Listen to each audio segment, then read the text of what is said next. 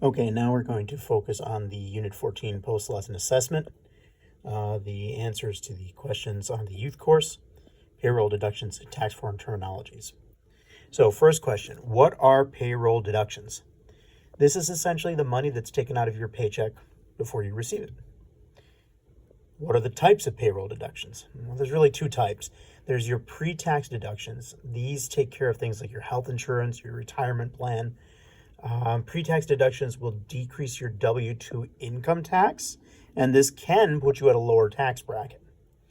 The second type of payroll deduction is payroll taxes. These are taxes paid through the company, through their payroll system, before you get your paycheck. These are things like FICA tax, for example, which mandates Social Security and Medicare tax contributions. But another very important example is income tax withholding. So this is basically money that your employer directly sends to the government in your name that goes towards your income tax.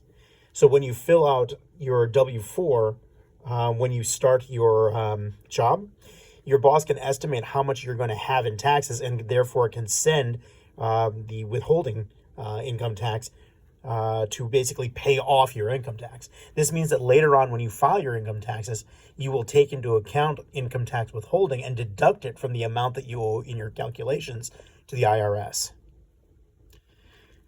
So what is a W-2?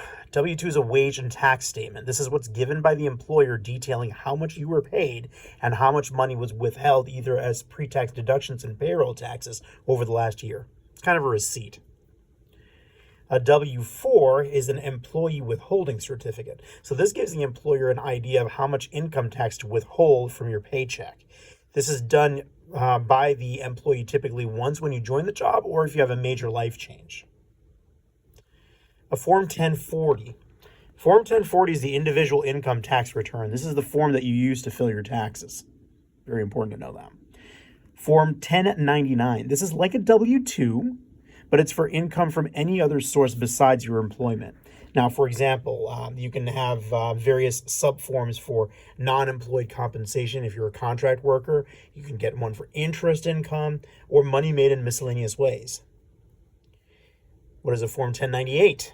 That is a tax-deductible claim to decrease your tax burden. So some examples of subtypes of this would be mortgage interest statements, student loan interest, tuition payments.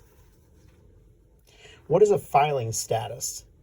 That's essentially your marriage status. And if you're deciding to file separately or jointly, you could also file as head of household if you're a single parent, or a qualifying widower for those still with kids at home who have lost their spouse within a set period of time. What is a dependent? So a dependent is people other than your spouse who depend on you for financial support. And it doesn't have to just be children. It can be siblings, grandparents, etc. But they need to depend on your income for their survival. What are capital gains and losses?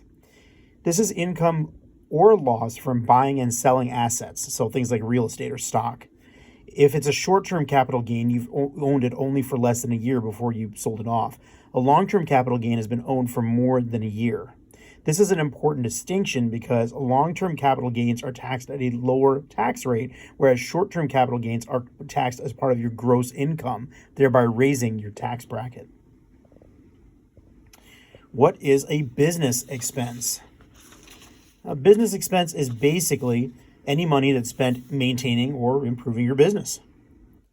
And what is a charitable contribution? These are tax-deductible donations to charity. You typically on the IRS website, there's a list of charities. You can see if your favorite charity is on there so that you can claim it as a tax deduction. What are exemptions? This is amounts that are subtracted from the income. Similar to deductions, but they have much less strict requirements. Each taxpayer will get one personal exemption and a dependency exemption, one for each claimed dependent. And what are tax credits? Basically, it is do what the government wants you to do, and you can subtract the credit amount from your overall tax liability.